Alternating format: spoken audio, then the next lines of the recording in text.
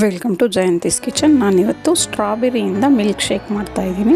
ಹೇಗೆ ಮಾಡೋದು ಅಂತ ನೋಡೋಣ.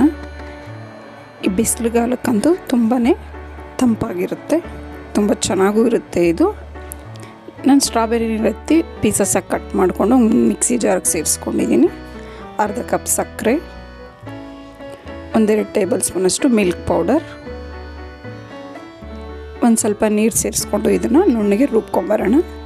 ಈಗ ಇದು ರುಬ್ಕೊಂಡಾಗಿದೆ, ಸರ್ವ್ ಮಾಡ್ಕೊಳ್ಳೋಣ.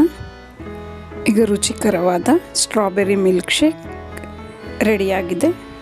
ಈ ಸುಲಭವಾದ ಮಿಲ್ಕ್ ಶೇಕ್ ನಿಮ್ಗೆ ಇಷ್ಟ ಆದರೆ